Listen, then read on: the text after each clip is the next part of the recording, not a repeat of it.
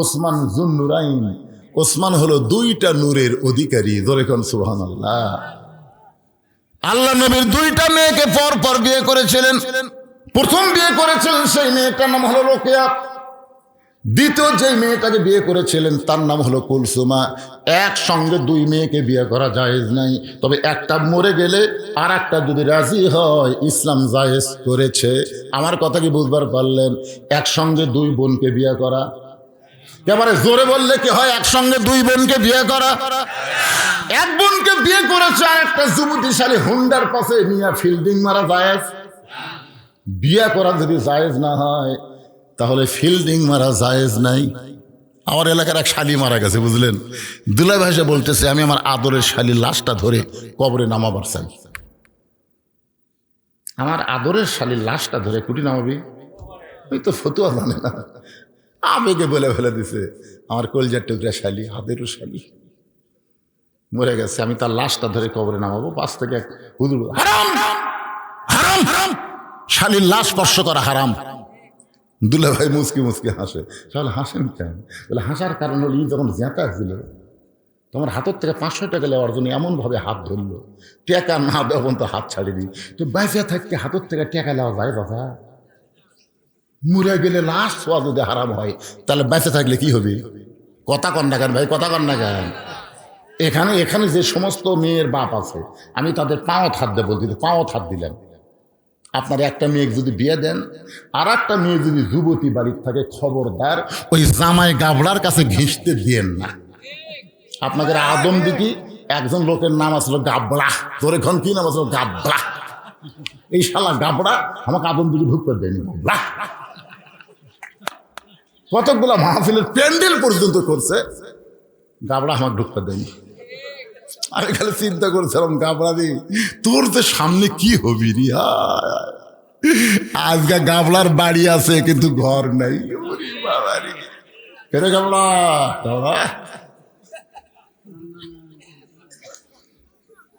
Angle একটা dose দিয়ে দিলাম। গাবড়া যদি বেচা থাকে তাহলে বুঝবি, বলবি সে তুই বন্ধ করে পারবি না, তুই পলে যাবি, বুঝবি সে ঠিকই ঢুকবি। তোরে কার কথা দেখবেন?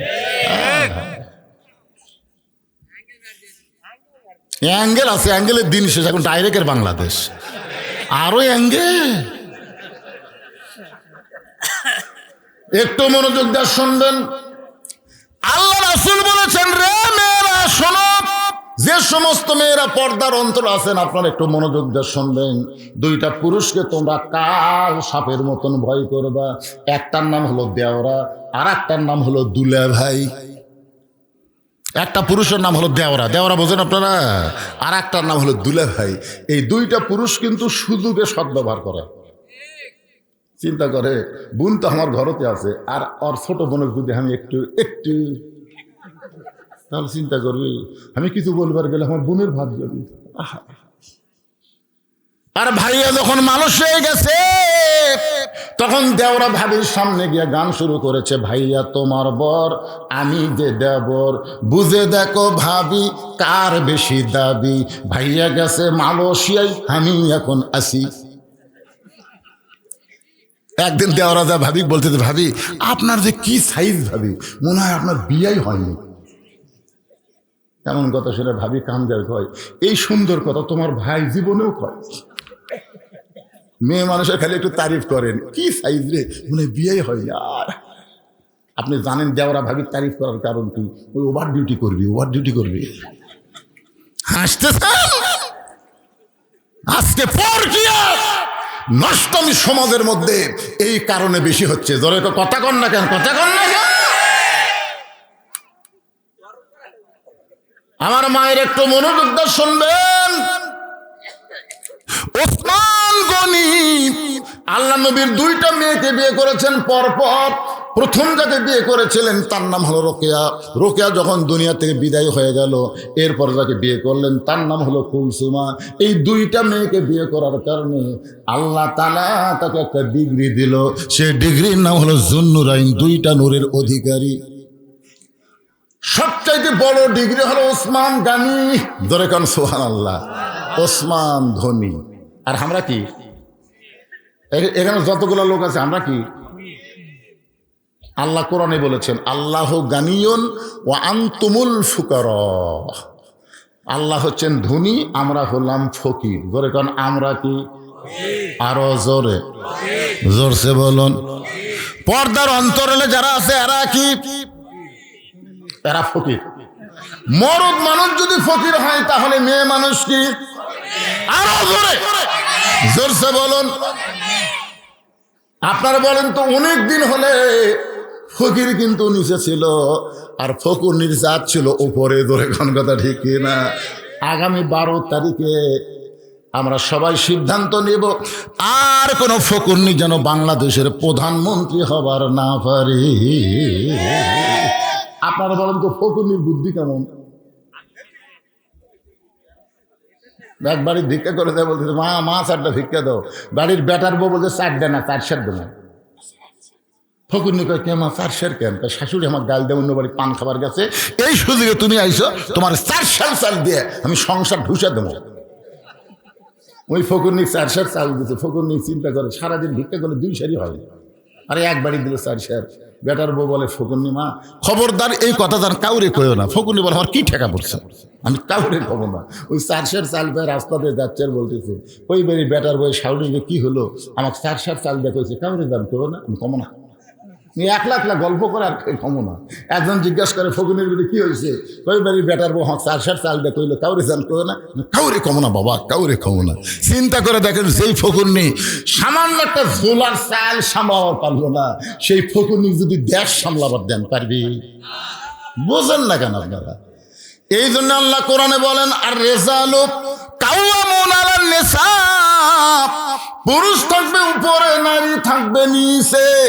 এই কথা বক্তা বল নসিবের না, এই কথা হলো আমার আল্লাহ। জোরে বলেন কার? যে বাড়িতে মেয়ে মানুষ জোরে কথা কয়, ওই বাড়িতে মরদ মানুষ আছে কি না বোঝা যায় না। দেখবেন যেই বাড়িতে মেয়ে মানুষ সেই চিল্লাই, ওই বাড়িতে মরদ মানুষ বিলাই হয়ে।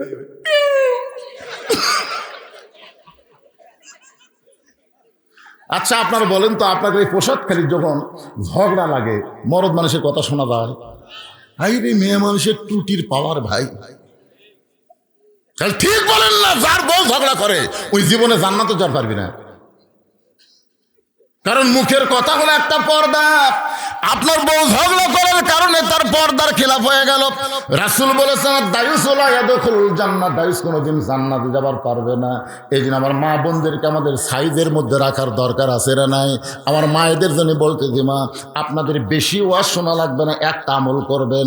আল্লাহ কোরআনে বললেন, ওয়াকারনা ফি বুয়ুতিকুন্না ওয়ালা তাবাররাজনা তাবাররুজাল জাহিলিয়াতিল উলা। আল্লাহু আকবার।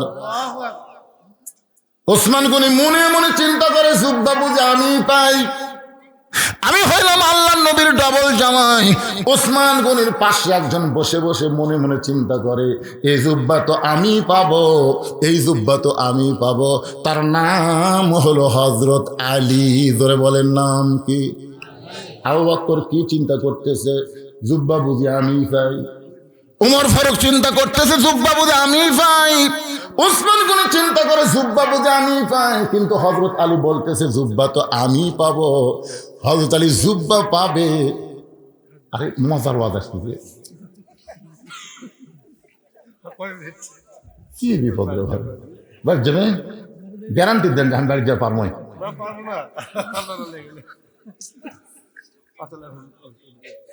আপনাদের চেয়ারম্যান বসে আছে তো, সেই মজা লাগছে না। চেয়ারম্যানেরা তো বেশিক্ষণ থাকতে পারছে না, বলছেন সারাদিন কাজ কাম করে মানুষের, এখন তো একটা ফকুরনি পর্যন্ত। ও চেয়ারম্যান, আমার বৃদ্ধ ভাতার কি হল?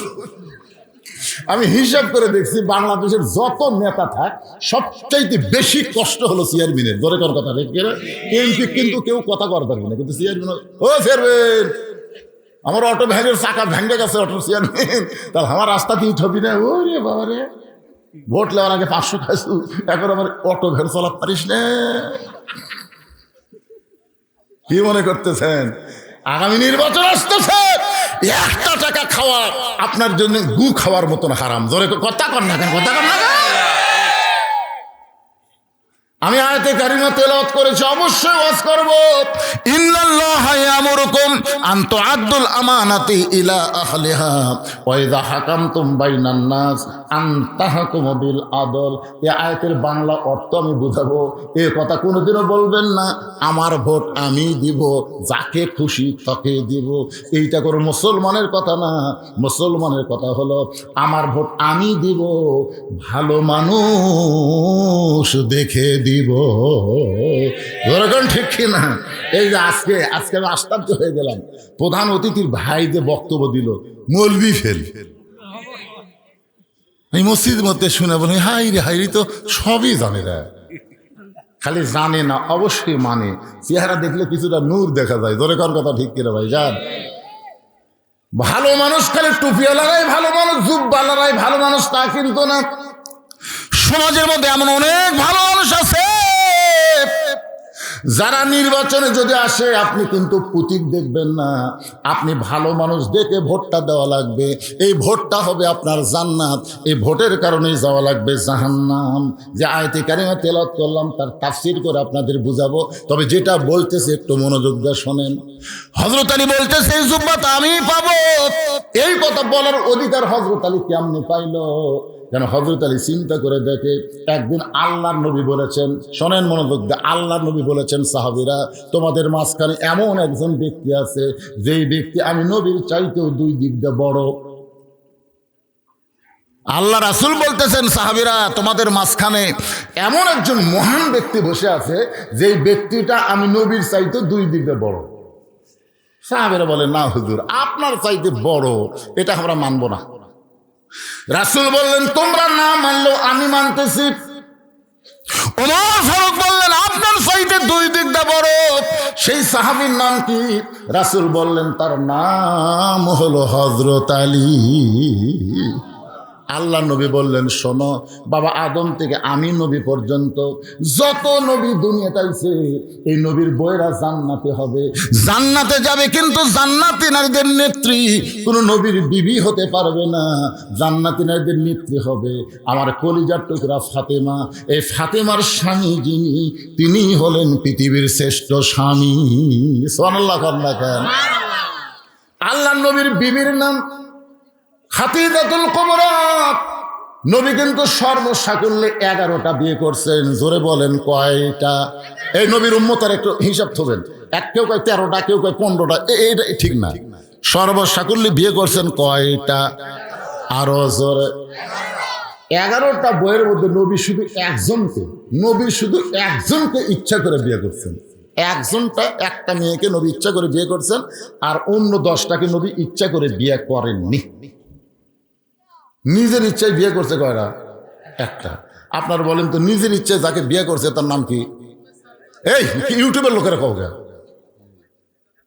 এরা প্রতিদিন ওয়াজ শোনা ওয়াজের ফ্যাক্টরি হয়ে গেছে। আপনারা যারা আমার সামনে বসে আছেন এক একজন একটা চিন্তা করতেছেন কুন্ডে রে। খাদিজাতুল কুবরাকে নবী ইচ্ছা করে বিয়ে করেন নাই, কারণ নবী এত গরিব ছিলেন। খাদিজা ছিলেন তখন মক্কার সবচেয়ে ধনবতী। এই ধনবতী খাদিজাকে নবী ইচ্ছা করে বিয়ে করতে পারেন না। খাদিজা বিয়ে বসেছেন, নবী করেছেন। সুবহানাল্লাহ। আয়েশাকে নবী ইচ্ছা করে বিয়ে করেন নাই, কারণ নবী যখন আয়েশাকে বিয়ে করেছেন তখন আয়েশার বয়স হলো মাত্র 6 বছর। জোরে বলেন কয় বছর? 6 বছরের ছোট্ট একটা মেয়েকে নবী ইচ্ছা করে বিয়ে করতে পারেন না। আল্লাহ হুকুম করেছেন, এই কারণ নবী আয়েশারে বিয়ে করছে। শুধু একজনকে নবী ইচ্ছা করে বিয়ে করছেন, তার নাম হলো উম্মে সালমা। জোরে বলেন নাম কি? আল্লাহ নবী ঘটক পাঠাইছিলেন উম্মে সালমার বাড়িতে। ঘটক যা বলতেছে উম্মে সালমা আল্লাহ নবী আপনাকে বিয়ে করতে চায়। উম্মে সালমা বললেন আমি বিয়ে বসবো না। উম্মে সালমা বললেন আমি বিয়ে বসবো না। ঘটক বলে উম্মে সালমা যেই নবীর জুতার পরশে আল্লাহর আরশ ধন্য হয়ে যায়। সুবহানাল্লাহ কন্যা গান লাইলাতুল মেরাজে সিদরাতুল মুনতাহা পাড়ি দিয়ে আল্লাহর আরশের দিকে নবী যখন যাচ্ছেন, এমন সময় জিবরাইল বলে নবী গো আপনি কি জুতা পায়ে আল্লাহর আরশে যাবেন? নবী বলতেছে ও জিবরাইল, আল্লাহর সঙ্গে মিরাজ করার আশায় আমার জুতা খোলার কথা খেয়াল নাই। এই মনে করে যখন নবী আমার জুতা খুলতে যাবে, আরশ থেকে আওয়াজ আসতেছে ওগো নবী, জিবরাইল আপনাকে চিনে না বলে আপনার জুতার কথা বললো, কিন্তু আমি আল্লাহ আপনাকে চিনি। আমার আরশ দামি হতে পারে, কিন্তু আপনার জুতার পরশে আজকে ধন্য হয়ে যাবে। তোর পাহাড়ের ধুলি লাগিয়া, তোর পাহাড়ের ধুলি লাগিয়া মুসা নবীর সম্মান বেড়ে যায়, নূর নবীর জুতার ধুলায় আল্লাহর আরশ ধন্য হয়। সুবহানাল্লাহ। সেই নবী তোমাকে বিয়ে করতে চায়, আর তুমি বলতেছো বিয়ে বসবো না। উম্মে সালমা বলতেছে আমি নবীর সঙ্গে বিয়ে বসবই না। ঘটক এসে নবীর কাছে বলতেছে হুজুর, এই বেদবের কাছে হাত কেন পাঠাচ্ছেন? আপনার প্রস্তাব যে প্রত্যাখ্যান করে এই মানুষ। আল্লাহ রাসূল বললেন, ঘটকারি ঠিক মতো করবার পারো না, আবার রিপোর্ট দাও, আমি নিজেই যাচ্ছি। আল্লাহ রাসূল নিজে উম্মে সালমার দরজা দিয়ে সালাম দিলেন, আসসালামু আলাইকুম ইয়া আহলাল বাইত। উম্মে সালমা বলে ওয়ালাইকুম আসসালাম, আপনার শরম নাই? উম্মে সালমা বলতেছে ওয়ালাইকুম আসসালাম, আপনার শরম নাই? আমি ঘটক ফিরিয়ে দিলাম, তারপর আপনি আবার আইছেন। রাসূল বলে উম্মে সালমা আমি আপনাকে বিয়ে করতে চাই। উম্মে সালমা বলতেছে আমাকে বিয়ে যদি করবারই চান, আমার 3টা শর্ত পুরা করা লাগবে, পারবেন? উম্মে সালমা বলতেছে আমার 3টা শর্ত পুরা করলে আমি আপনার সঙ্গে বিয়ে বসবো। রাসূল বলেন প্রয়োজন হলে তোমার 3টা শর্ত পুরা করে হলো আমি তোমাকে বিবাহ করব ইনশাআল্লাহ। এখন আপনাদের কাছে আমার প্রশ্ন, উম্মে সালমার মধ্যে এমন কি আছে যেটার কারণে নবী নিজে বিয়ে করতে পাগল হয়ে গেলেন? আমার মায়েরা যারা পর্দার অন্তরে বসে আছেন, মা, উম্মে সালমা যে 3টা শর্ত নবীকে দিলেন, পুরুষ মানুষের জন্য প্রয়োজন না হোক, আপনাদের জন্য এইটা শোনা দরকার। আপনারা বলেন মেয়েদের কিছু আর শোনা দরকার আছে না নাই? কারণ বউগুলা যদি ভালো হয়, স্বামীগুলা যে জান্নাত পাবি। সুবহানাল্লাহ। আমরা বাইরে থেকে তখন ঘরের মধ্যে ঢুকলি প্যাঁ পো এটা নাই উঠে নেই, তখন আমরা কই বাইরেই ভালো রে, বাইরেই ভালো। মরদ মানুষ এখন বাড়ির থাকতে পারতেছে না, এই শালা বইয়ের অত্যাচারে।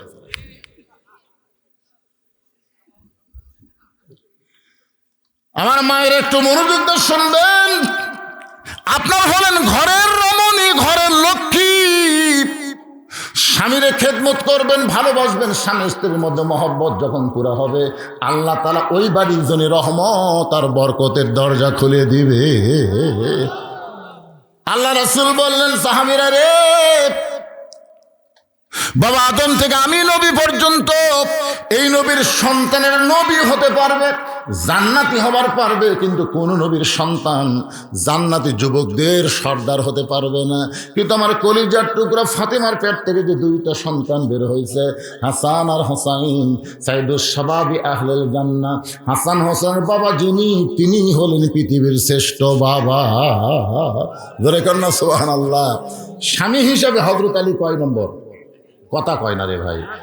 কোন নবীর বউ জান্নাতি হবে, কিন্তু জান্নাতি নারীদের নেত্রী কোন নবীর বউ আছে? আপনারা প্রতি জুম্মার দিনে সানি খুদ্ে কি শুনতেছেন? সাইদাতুন নিসা আহলুল জান্নাহ ফাতেমাতুজ জোহরা। জান্নাতি সমস্ত নারীদের নেত্রী যিনি হবে তার নাম হলো ফাতেমা। হাওয়া কিন্তু জান্নাতি, কিন্তু জান্নাতি নারীদের নেত্রী হবার পারবে না। হাজেরা জান্নাতি, সারা জান্নাতি, মরিয়ম জান্নাতি, কিন্তু জান্নাতি নারীদের নেত্রী হবার পারবে না। জান্নাতি নারীদের নেত্রী কে হবে? খাদিজাও হবার পারবে না, আয়েশাও হওয়ার পারবে না, নবীর বউ হওয়ার পারবে না। আবার অনেক নবীর সন্তান নবী হয়েছে, নবীরা জান্নাতে যাবে, কিন্তু জান্নাতি যুবকদের সর্দার হতে পারবে না। হযরত আলীর 2টা সন্তানকে আল্লাহ জান্নাতি যুবকদের সর্দার বানায় দিবে। আমরা সানি খুতবার মধ্যে প্রত্যেক জুমা ইমাম বলতেছে, সাইদুস শাবাবে আহলেল জান্নাহ হাসান হোসাইন রাদিয়াল্লাহু তাআলা আনহুমা জান্নাতি যুবকদের সর্দার হবে 2 জন। নাম কি? এ জোরে কার নাম কি? তোমরা পাগল কার? আল্লাহর। মেসি নেইমার, মেসি নেইমার রাত 1টা পর্যন্ত মেসির খেলা দেখে। 1টা পর্যন্ত যেদিন আর্জেন্টিনার খেলা হয়, ওরে বাবারে, যুবকেরা সব পিকনিক পথে এবারে 12টার মধ্যে চেতনা চোখে 1:30 থেকে খেলা হবে। সকাল পর্যন্ত খেলা দেখলো, হো করলো, 3টা পর্যন্ত খেলা দেখে শেষ, আর চেতন নাই। বাপ কয় কি আমার ছেলে 3টা পর্যন্ত হই করলো, এখন কুটি গেল। কিছুক্ষণ পরে মুয়াজ্জিন যখন আসসালাতু খায়রুন নাম কয়, ওই নাই। আসসালাতু খায়রুন মিনান নাম কইছে, মুয়াজ্জিন ওই নাই। বাপ কয় আমার যুবক কুটি রে, জানলা দিয়ে ভুলকি মেরে দেখে পাও নাই মাথাও নাই, মানে ল্যাপের তলে চাউল ঢেকে থাকছে, চাউলের বস্তা ঢেকে থাকছে। বাবা আস্তে আস্তে যায়, ল্যাপ যেই টান দিয়েছে, ওরে বাবা, আহ! ছেলের দিকে তাকায় দেখে সকালবেলা সাইড থেকে কুত্তার সাইজ আর কম্বলের মধ্যে বেটার সাইজ একই সাইজ। হাসতেছেন আপনি, বাবা জান্নাতে যাবার পারবেন না যতক্ষণ আপনার ছেলেকে মসজিদে না নিয়ে যাবেন। জোরে করে কথা ঠিক কি না? আল্লাহ বলেছেন কু আনফুসাকুম ওয়া আহলিকুম নারা, জাহান্নামের আগুন থেকে একলা বাঁচলে হবে না তো, চেয়ারম্যান সাহেব একলা নামাজ পড়লে হবে না তো, সবগুলো মেম্বারও গিয়ে জামাত করা লাগবে। একলা পড়লে হবে? আল্লাহ কবি তুমি চেয়ারম্যান, তুমি চেয়ার পাচ্ছ, আর মেম্বার গুলা কয়দিন নামাজের দাওয়াত দিছা? বাপকে আল্লাহ বলবে, ছেলেকেও আল্লাহ বলবে। এই জন্য ভাইজান, মসজিদের জন্য মাহফিল, যদিও যুবকেরা অনেক কষ্ট করে ত্যাগ স্বীকার করে আজকের এই মাহফিলের আয়োজন করেছে, হয়তো বলতেছেন জুব্বাটা আমি পাবো, কিন্তু রাসূল তো কারোর নাম বলে নাই। জুব্বাটা নবী কোন সাহাবীকে দিবেন? আজকে আমরা প্রাণ ভরে কথাগুলো শুনবো। রাজি আছেন? কারা কারা আল্লাহ খাত দেখেন তো দেখি, আমি বলে দেবো ইনশাল্লাহ। হাত তোলেন, টান টান করে তোলেন। লিল্লাহে তাকবীর। কিন্তু শর্ত হলো 5টা মিনিট। এই কোরআনের মাহফিলের জন্য আপনাদের সবাইকে 500 হাজার হাজার করে টাকা দেওয়া লাগবে। এই প্রসাদখালীর কারা কারা আছেন হাত তোলেন তো দেখি। প্রসাদখালীর নিয়ে আবার হাত তুলছে সামনে, তাই এইরকম ব্যাকা করে সোজা করে চলবে বাবা। আচ্ছা, এই গ্রামের লোকজন আমি দেখতে পাচ্ছি না, হয়তো আমার চোখে ছানি পড়ছে। আচ্ছা, বাইরের কারা কারা আছেন তারা একটা হাত তোলেন তো। আচ্ছা, হাত নামান। আচ্ছা, এই গ্রামের ছেলেরা নাই কেন? যে যুবকেরা আজকের মাহফিল করলো, এই যুবকেরা কুটি গেল রে? এই গ্রামবাসীরা, প্রসাদখালী গ্রামবাসী, আপনার কোথায়?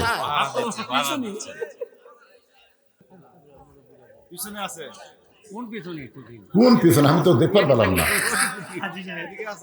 কোনটা? সব এটি আছে। তাই সব দেন, কয় হাজার দিবেন? দেন, আপনি দিয়ে শুরু লগত দেন বারে, এটাও বাকি নাকি? হাদিস সাহেব বলে আমি পিছনে আছি, 1000 টাকা নগদে করছে দেন। আল্লাহ তার দানকে কবুল করেন, নেক নিয়ত নেকাশা পড়া করেন। প্রত্যেক বছর ছেলেরা গান বাজনা না করে এরকম কোরআনের মাহফিল করবে, আপনারা কি বেজান না খুশি? হ্যাঁ, 1000 টাকা দান করেছে, যার টেজের উপর আছে চেয়ারম্যান সাহেব দেন বারে কিছু দেন, দেন বাকি ছেলে করে কিছু দেন। মসজিদ দিবেন এর কাছে আমি 20,000 টাকারই সাহস পাচ্ছি রে, 1,15,000 দিবে। আল্লাহ, কি দোয়া করবো আমরা, কি দোয়া করবো? এইটা যেন যতদিন বাঁচে ততদিন যেন চেয়ারম্যান থাকে। তোর এখন আমিন। যদি নিয়ত থাকে উপরে যাবে, উপজেলা চেয়ারম্যান যাক, কি কন? আমি আশাই করিনি 1,15,000 দিবি আল্লাহর ঘর মসজিদের জন্য, তাও 3 মাসের মধ্যেই। আল্লাহ তাকে দান করার তৌফিক দান করুক, সকলে বলে আমিন। জনগণের খাদেম হিসাবে কবুল করুক, জোরে করে আমিন। চেয়ারম্যান সাহেব নগদ কিছু দেন পারে, কিছুই নাই। মানে আজকের মাহফিলটা হচ্ছে মসজিদের উন্নয়ন কল্পনা। তো এই ছেলেরা মাহফিল করবে এই মাহফিলের জন্য। আগে দিছেন? হ্যাঁ,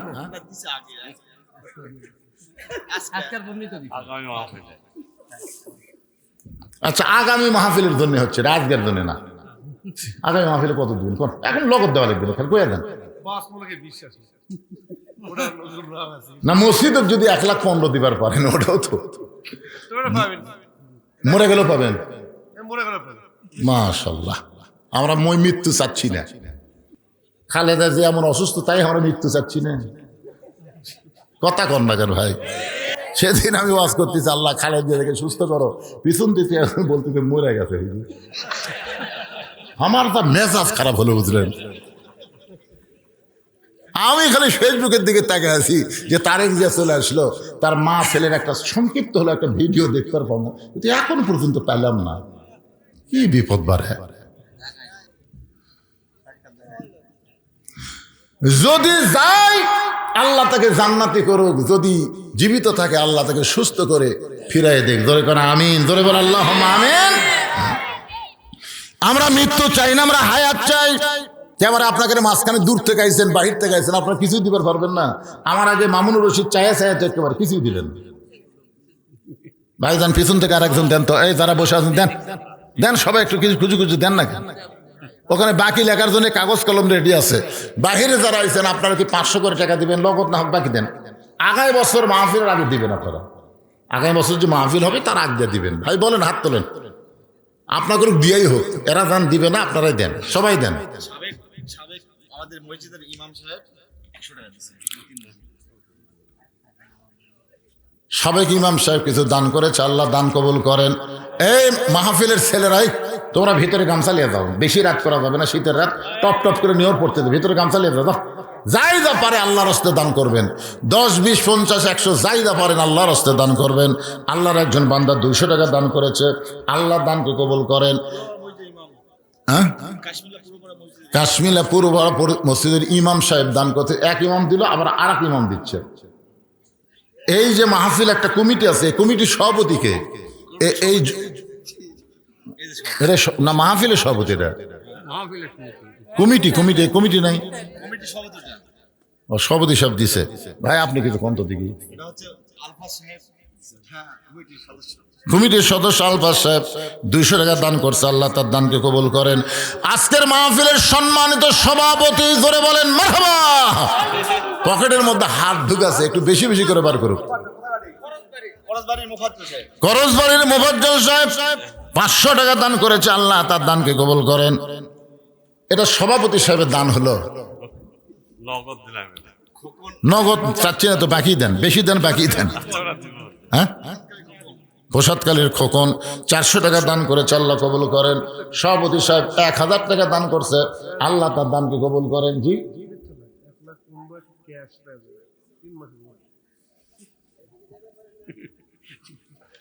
3 মাসের মধ্যে 1,15,000 টাকা ক্যাশে দিয়ে দেবে ইনশাল্লাহ।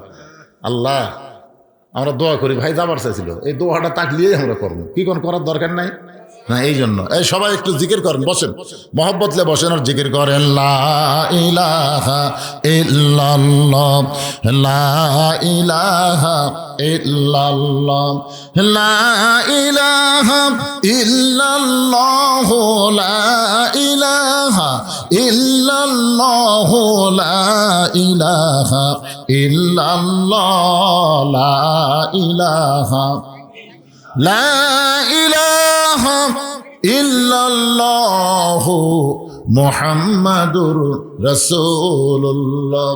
আল্লাহ নবী বলেন আলী, সঙ্গে সঙ্গে হযরত আলী লাব্বাইক ইয়া রাসূলুল্লাহ। আলী মুস্কি মুস্কি হাসতেছে। আল্লাহ নবী তখন বললেন আনা মাদিনাতুল ইলমি ওয়া আলিউ বাবুহা, আমি হচ্ছে এলেমের শহর, আলী হচ্ছে তার দরওয়াজা। ধরে কন্যা সুবহানাল্লাহ। রাসূল কি বলতেছেন? আমি হচ্ছে এলেমের শহর, আলী হচ্ছে তার দরওয়াজা। আমি নবী যখন থাকবো না, আমার সমস্ত জ্ঞান যার মাধ্যমে প্রকাশ পাবে তার নাম হলো হযরত আলী। ধরে কন্যা সুবহানাল্লাহ। একবার হযরত ওমর ফারুক জেরুজালেমে গেছিলেন, ইতিহাস সবাই জানে। একটু মনোযোগ দিয়ে শোনেন, জুব্বাটা নবী কেন দিবে, কি জন্য দিবে, একটু শোনা দরকার। তো মেয়েদের মধ্যেও কালেকশন কে যাবে, মেয়েদের মধ্যে আদায় কে করবে? হ্যাঁ, আমার মায়েরা দেন, আদায় করেন, মা আপনারা আদায় করেন। তবে খুব খেয়াল করবেন, একের মাহফিলের বিশ্বস্ত লোক কিন্তু ওখানে যাওয়া লাগবে। কারণ এখন তো খুব খোর, ইয়াবা খোর, গাঁজা খোর, এ খোর, সে খোর, এরা মেয়ে মানুষের মধ্যে আদায় করে একদিক দিয়ে চলে যায়, বুঝলেন? এই জন্য আপনাকে বিশ্বস্ত লোক ওখানে থাকেন, অন্য কেউ যেন মেয়েদের মধ্যে ঢুকতে না পারে। মেয়েরাই মেয়েদের মধ্যে আদায় করবে। আপনাদের মধ্যে যে আদায় করার ব্যাগগুলো, সে কোথায় গেল? ব্যাগগুলো এখানে জমা দেবেন। একটু মনোযোগ দিয়ে শোনেন। ওমর ফারুক জেরুজালেমে গেলেন। আপনারা সকলেই জানেন, যাওয়ার সময় ওমর ফারুক এক সময় রাখালকে করে উঠায় দেয়, আবার নিজে নাইমা রশি ধরে ওঠে টানে। কিন্তু এমন মুহূর্তে জেরুজালেম ওমর ফারুক গেলেন, তখন রাখাল আছে উটের পিঠে, আর ওমর ফারুক নিচে দাঁড়িয়ে আছে। ওই সময় জেরুজালেমের খ্রিস্টানেরা হযরত ওমরকে সম্বর্ধনা দেওয়ার জন্য উটের উপরে যিনি বসে আছেন তাকে হযরত ওমর মনে করে একটা চকিয়া এনে ওই চকিয়াটা উটের সঙ্গে নামায় বলতেছে, ইয়া আমির আল মুমিনিন, ও মুমিনদের আমির। উটের পিঠ থেকে সরাসরি নামতে যদি আপনার কষ্ট হয়, এই চকিয়ার উপর আপনি পা দিয়ে নামেন। একজন খ্রিস্টান হামাগুড়ি দিয়ে বলতেছে, আমার পিঠের উপরে পা দিয়ে আপনি সযত্নে জমিনে নামেন, কিন্তু রাখাল ছোট বাচ্চার মতন কাঁদতেছে। জেরুজালেমের খ্রিস্টানকে বলে, আপনি কাঁদবেন কেন? রাখাল চিল্লায় বলে, তোমরা যাকে খলিফা ওমর মনে করতেছো তিনি খলিফা ওমর না, আমি হলাম রাখাল। আর রশি ধরে যিনি জমিনে দাঁড়িয়ে আছে তার নাম হলো হযরত ওমর। সমস্ত খ্রিস্টানে বলে, এটা কেমনে হয়, এটা কেমনে হয়? রাখাল চিল্লায় বলে, আল্লাহর কোরআন দিয়ে যখন রাষ্ট্র চলবে তখন নেতারা এমনি মোত্তাকি হয়ে যায়। সুবহানাল্লাহ না কেন? সমস্ত খ্রিস্টানরা বললো, ইসলাম যদি এত সুন্দর হয় তো খামাখা আমরা খ্রিস্টানে থাকবো কেন? ওমর, আপনি আমাদের পড়ায় দেন, লা ইলাহা ইল্লাল্লাহু মুহাম্মাদুর রাসূলুল্লাহ। সব খ্রিস্টান মুসলমান হয়ে গেছে, কিন্তু একজন, কয়জন? বেকা। মানে আগেও মগরিব এসব পড়েনি, ওয়াজ শোনাও ফজর পড়বি না। এরা কি এরকম কিছু বেকা আছে না?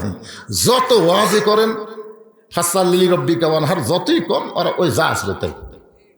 ওই বেকাটা দৌড় মারছে খ্রিস্টান পাদ্রীর কাছে, হুজুর দরবারের মধ্যে মশান মারতেছেন, মদিনার উমর এসে আপনার দলের সবগুলা মুসলমান বানাতে। কি যে ভেলকি দেখালো, সব মুসলমান হয়ে গেল, কিন্তু আমি হইনি। আমি দৌড়ে এসে আপনাকে খবর দিলাম। খ্রিস্টান পাদ্রী এসে দেখে উমর ফারুকের সাথে সবাই জিকির করতেছে, লা ইলাহা। পাদ্রী হযরত ওমরের সামনে দাঁড়ায় বলতেছে, ও মুসলমানের আমির, আমিও মুসলমান হবার চাই। ওমর ফারুক বললেন, আপনি পাদ্রী যদি মুসলমান হন তো আলহামদুলিল্লাহ। পাদ্রী বলতেছে, আমি মুসলমান হব, তবে আমার 4টা প্রশ্নের উত্তর দেওয়া লাগবে। জোরে বলেন, কয়টা? 4টা প্রশ্নের উত্তর দেওয়া লাগবে। 1 নম্বর প্রশ্ন হলো, পৃথিবীর এমন কোন জায়গা যে জায়গায় সূর্যের আলো একবার পড়েছে কিয়ামত পর্যন্ত পড়বে না, ওই জায়গার কথা বলতে হবে।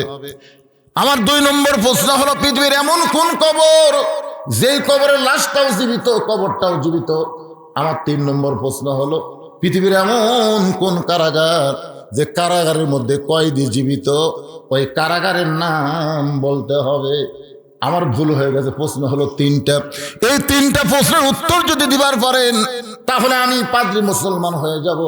ওমর ফারুক। আর একটা প্রশ্ন হলো, পৃথিবীর এমন কোন 2 ভাই একই সঙ্গে জন্মগ্রহণ করেছে, আবার বহু বছর একসঙ্গে তাদেরকে হত্যা করা হলো, কিন্তু এক ভাইয়ের চাইতে 100 বছরের বড়, এমন 2 জন যমজ ভাইয়ের নাম বলতে হবে। ওমর ফারুক বলেন, পাদ্রী রে, এমন প্রশ্ন আমি জীবনেও শুনি নাই, উত্তর কেমনে দিব? পাদ্রী বলতেছে, তাহলে এবার মুসলমান হলাম না। ওমর ফারুক জেরুজালেম থেকে যখন মদিনায় ফিরে আসলেন, হযরত আলীর সঙ্গে দেখা হলো। আলী বলতেছেন, জেরুজালেমের খবর কি?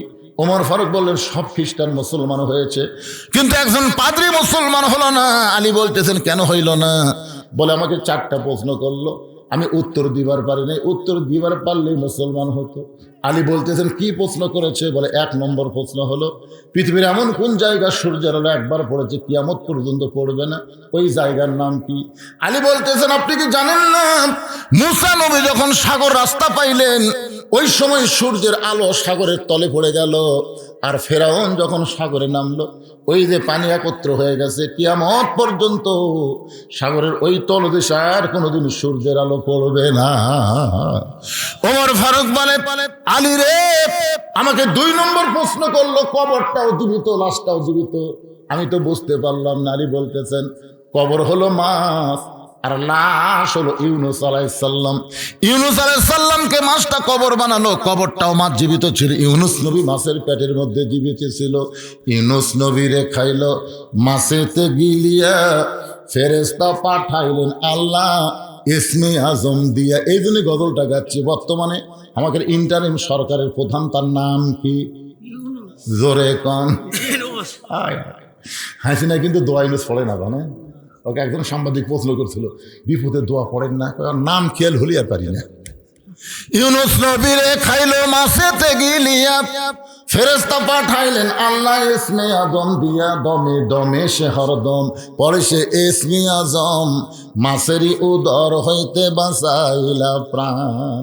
ওমর ফারুক বলে, আলী রে 3 নম্বর প্রশ্ন করেছে, কবরের মধ্যে কয়েদি জীবিত আছে, সেই কবরটা কি, কয়েদিটা কি? আলী বলতেছেন কবরটা হলো মায়ের উদর, আর কয়েদি হলো সন্তান। জোরে খান সুবহানাল্লাহ। 3 নম্বর প্রশ্ন করলো, এমন কোন 2 ভাই যমজ জন্মগ্রহণ করলো, বহু বছর পরে তারা একসঙ্গে মৃত্যুবরণ করলো, কিন্তু এক ভাইয়ের চাইতে এক ভাই 100 বছরের বড়। আলী বলতেছেন একজনের নাম হলো আজিজ আলাইহিস সালাম, আর একজন হলো ওজার আলাইহিস সালাম। আল্লাহর কোরআন পড়েন তাহলে বুঝতে পারবেন, একজনকে আল্লাহ ঘুমের মধ্যে রাখছিল 100 বছর, ওই 100 বছর তার হায়াত কমে গেল। আবার 2 ভাইকে কাফের একসঙ্গে হত্যা করলো। ইতিহাস বলতেছে এক ভাইয়ের চাইতে এক ভাই 100 বছরের বড়। উমর ফারুক আলীকে বুকের মধ্যে নিয়ে বলতেছে, এমন এলেম আল্লাহ তোমারে কেমনে দিল? আলী বলতেছেন, যেদিন মেরাজের জুব্বা রাসূল আমার শরীরে পরায়া দেয়, সেদিন থেকে অনেক অজানা এলেম আমার সিনার মধ্যে আল্লাহ ঢুকাইছে। জোরে কোন সুবহানাল্লাহ। উম্মে সালমা যে 3টা শর্ত নবীকে দিলেন, যে 3টা শর্ত পুরা করে হলো আল্লাহ নবী উম্মে সালমাকে বিয়ে করব। ও মায়েরা, যারা পর্দার অন্তর আছেন, আমার সামনে যারা বসেছেন, একটু মনোযোগ দিয়ে শোনেন। রাসূল বলে, উম্মে সালমা আমি তোমাকে বিয়ে করতে চাই, প্রয়োজন হলে 3টা শর্ত পুরা করবো, এখন শর্তগুলো বলো। উম্মে সালমা বলে, আমার 1 নম্বর শর্ত হলো, ওগো নবী, আপনার সঙ্গে যখন আমার বিয়ে হবে তখন আপনি হবেন আমার 2য় স্বামী। আপনি জানেন আমার প্রথম স্বামী আবু সালমা আপনার সাহাবী ছিল, আপনার সাহাবী আবু সালমা অসুস্থ হয়ে দুনিয়া থেকে বিদায় নিল। আমার বিশ্বাস আমার স্বামী জান্নাতে যাবে, আপনিও জান্নাতে যাবেন। এখন জান্নাতে যাওয়ার পরে আল্লাহ বলেছেন, ওয়ালা তাস্তাহি আনফুসুকুম, জান্নাতেরা যা চাবে আল্লাহ তাদেরকে তাই দিবে। আমার পূর্বের স্বামী যদি জান্নাতে গিয়ে আমাকে তার বউ হিসাবে চায়, আমাকে যদি তার বউ হিসাবে চায়, আমি কিন্তু তার সঙ্গে জান্নাতে বউ হিসাবে থাকতে চাই না। আমি আপনার সঙ্গে বিয়ে বসে আপনার সঙ্গেই আমি জান্নাতে থাকতে চাই। এই 1 নম্বর শর্ত যদি পুরা করেন, আমি নবীর বউ হয়ে জান্নাতে থাকব, আমি সাহাবীর বউ হয়ে জান্নাতে থাকতে চাই না। আল্লাহ নবী বললেন, তোমার 1 নম্বর শর্ত আমি পুরা করাতে নিয়ত করলাম, তুমি নবীর বউ হয়ে জান্নাতে থাকবে। উম্মে সালমা তোমার 2 নম্বর শর্ত কি? উম্মে সালমা বলে, রাসূলুল্লাহ আপনার সঙ্গে বিয়ে হওয়ার পরে হঠাৎ যদি আমার পূর্বের স্বামীর কথা মনে হয়, আর পূর্বের স্বামীর কোনো গুণের কথা আপনার কাছে বলি, আপনি কিন্তু মনে কষ্ট নেওয়া যাবে না। আগের স্বামীর কথা পরের স্বামীর কাছে বললে অবশ্যই স্বামী মনে কষ্ট পাবে। ওগো নবী, আমি একজন নারী, হঠাৎ যদি বলেই ফেলে দেই আমার আগের স্বামীর কথা, আপনি কিন্তু কষ্ট পাওয়া চলবে না। সঙ্গে সঙ্গে নবী উম্মে সালমাকে বলে, উম্মে সালমা রে, আমার সঙ্গে যখন তোমার বিয়ে হবে আমি এমন মহব্বত তোমাকে করব, তোমার পূর্বের স্বামীর কথা একটা বারের জন্যও মনে হবে না। সুবহানাল্লাহ কন্যা কেন? আল্লাহ নবীর যে 11টা বিবি, সমস্ত বিবিরাই বলেছে আমাদের নবী হলেন পৃথিবীর শ্রেষ্ঠ স্বামী। ধরে কোন সুবহানাল্লাহ। উম্মে সালমা বলে, ইয়া রাসূলুল্লাহ আমার 3 নম্বর শর্ত হলো, ওই আগের ঘরের একটা সন্তান আমার কাছে আছে, আপনার সঙ্গে যখন আমার বিয়ে হবে আমার ওই সন্তানের দায়িত্ব কে নেবে? আপনি যদি আমার এতিম সন্তানের দায়িত্ব নেন তাহলে আপনার সঙ্গে আমার বিয়ে বসাতে কোনো আপত্তি নাই। আপনার বলেন তো আমাদের নবী কি ছিলেন? শিশুকালে মইরা গেছে মা, গর্ভে থাকতে মরছে পিতা, নবী চোখে দেখলেন না। কে করিবে লালন পালন, কে দিবে সান্ত্বনা, এই দুনিয়ার বড় এতিম নবী ছিলেন একজনা। নবী যখন 3টা শর্ত পুরা করে দিতে চায়, উম্মে সালমা বললেন আমার কোনো আপত্তি নাই। কিন্তু আল্লাহ নবী উম্মে সালমাকে কেন বিয়ে করবেন? এই কেনটার প্রশ্নের উত্তর হলো, আবু সালমা যখন নবীর সঙ্গে মদিনায় হিজরত করলো, মক্কা থেকে যখন মদিনায় হিজরত করলো, উম্মে সালমা স্বামীর সঙ্গে মদিনায় আসতে পারলেন না। উম্মে সালমার বাবার একটু ধনী ছিল, তার আত্মীয় স্বজন ধনী হওয়ার কারণে আবু সালমার সঙ্গে উম্মে সালমাকে মদিনায় আসতে দেয় নাই। হঠাৎ আবু সালমা মদিনায় অসুস্থ হয়ে গেল। অসুস্থ অবস্থায় নবীকে বললেন, ওগো নবী আমি আমার বউকে এতই ভালোবাসি, আমার বউকে নিয়ে আমি মদিনে আসতে চাইছিলাম, কিন্তু ওদের বাপ চাচার কারণে আমার বউটাকে আমি মদিনে আনতে পারলাম না।